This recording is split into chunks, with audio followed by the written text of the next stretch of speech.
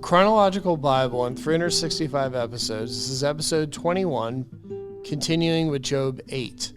Then Bildad the Shuhite answered and said, How long will you speak these things, and the words of your mouth be like a strong wind? Does God subvert judgment, or does the Almighty pervert justice? If your sons have sinned against him, he has cast them away for their transgression. If you would earnestly seek God and make your supplication to the Almighty, if you were pure and upright, surely now he would awake for you and prosper your rightful dwelling place. Though your beginning was small, let your latter end would increase abundantly. For inquire please of the former age, and consider the things discovered by their fathers. For we were born yesterday and know nothing, because our days on earth are a shadow. Will they not teach you and tell you and utter words from their heart? Can the papyrus grow up without a marsh? Can the reeds flourish without water? While it is yet green and not cut down, it withers before any other plant. So are the paths of all who forget God, and the hope of the hypocrite shall perish. Whose confidence shall be cut off, and whose trust is in a spider's web? He leans on his house, but it does not stand.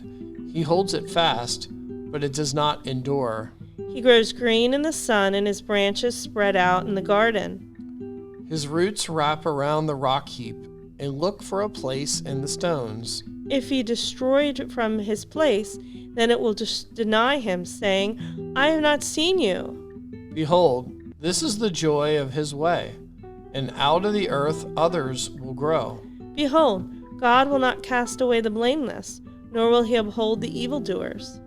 He will yet fill your mouth with laughing, and your lips with rejoicing. Those who hate you will be clothed with shame, and the dwelling place of the wicked shall come to nothing. Then Job answered and said, Truly I know it is so. How can a man be righteous before God?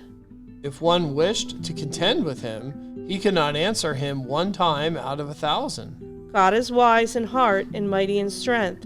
Who has hardened himself against him and prospered?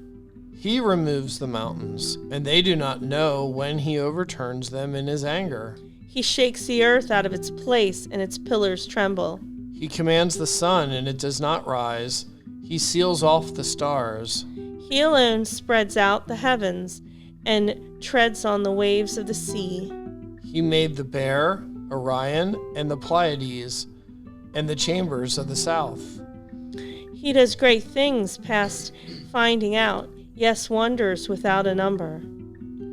If he goes by me, I do not see him. If he moves past, I do not perceive him. If he takes away, who can hinder him? Who can say to him, What are you doing? God will not withdraw his anger.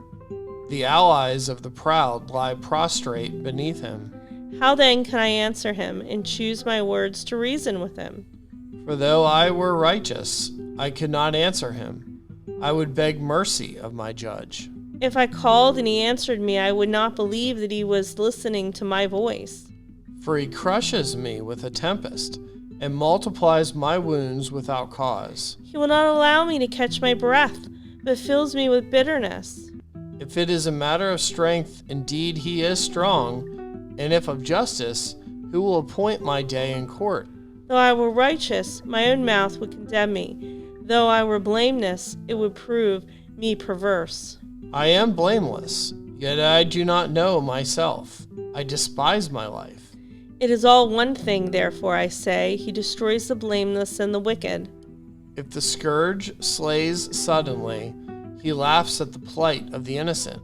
The earth is given into the hand of the wicked. He covers the faces of its judges. It is not he, who else could it be? Now my days are swifter than a runner. They flee away, they see no good. They pass by like a swift ship, like an eagle swooping on its prey. If I say I will forget my complaint, I will put off my sad face and wear a smile. I am afraid of all my sufferings. I know that you will not hold me innocent. If I am condemned, why then do I labor in vain? If I wash myself with snow water and cleanse my hands with soap, Yet you will plunge me into the pit. and my own clothes will abhor me. For he is not a man, as I am, that I may answer him, and that we would go to court together. Nor is there any mediator between us who may lay his hand on us both. Let him take his rod away from me, and do not let the dread of him terrify me.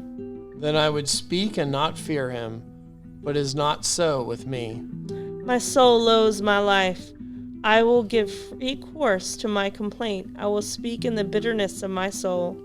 I will say to God, do not condemn me. Show me why you contend with me. Does it seem good to you that you should oppress, that you would describe the work of your hands, and smile on the counsel of the wicked? Do you have eyes of flesh, or do you see as man sees? Are your days like the days of a mortal man? Are your years like the days of a mighty man? That you should seek for my iniquity and search out my sin. Although you know that I am not wicked, and there is no one who can deliver from your hand. Your hands have made me and fashioned me, in intricate unity, yet you would destroy me. Remember, I pray that you have made me like clay, and will you turn me into dust again? Did you not pour me out like milk, and curdle me like cheese? Clothe me with skin and flesh, and knit me together with the bones and sinews. You have granted me life and favor, and your care has preserved my spirit. And these things you have hidden in your heart, and I know that this was with you. If I sin, then you mark me, and will not acquit me of my iniquity. If I am wicked, woe to me. Even if I am righteous, I cannot lift up my head. I am full of disgrace. See my misery? If my head is exalted, you hunt me like a fierce lion, and again you show yourself awesome against me. You renew your willingness against me and increase your indignation toward me. Changes in war are ever with me. Why then have you brought me out of the womb? Oh, that I had perished and no eye had seen me. I would have been as though I had not been. I would have been carried from the womb to the grave. Are not my days few? Cease, leave me alone, that I may take a little comfort. Before I go to the place from which I shall not return, to the land of darkness and the shadow of death. A land as dark as darkness itself, as the shadow of death, yet without any order, where even the light is like darkness. Then Zophar the Naamanite answered and said, Should not the multitude of words be answered? And should a man full of talk be vindicated? Should your empty talk make men hold their peace? And when you mock, should no one rebuke you? For you have said, My doctrine is pure, and I am clean in your eyes. But oh, that God would speak and open his lips against you, that he would show you the secrets of wisdom, for they would double your prudence. Know therefore that God exacts from you less than your iniquity deserves. Can you search out the deep things of God? Can you find the limits of the Almighty? They are higher than heaven. What can you do? Deeper than Sheol. What can you know? Their measure is longer than the earth and broader than the sea. If he passes by, imprisons, and gathers to judgment, then who can hinder him? For he knows deceitful men. He sees wickedness also. Will he not then consider it? For an empty-headed man will be wise. When a wild donkey's colt is born a man. If you would prepare your heart and stretch out your hands towards him. If iniquity were in your hand, and you put it far away, it would not let wickedness dwell in your tents. Then surely you could lift up your faith without spot, yet you could be steadfast and not fear. Because you would forget your misery, and remember it as waters that have passed away. And your life would be bigger than noonday. Though you were dark, you would be like the morning. And you would be secure, because there is hope. Yes, you would dig around you and take your rest in safety. You would also lie down, and no one would make you afraid.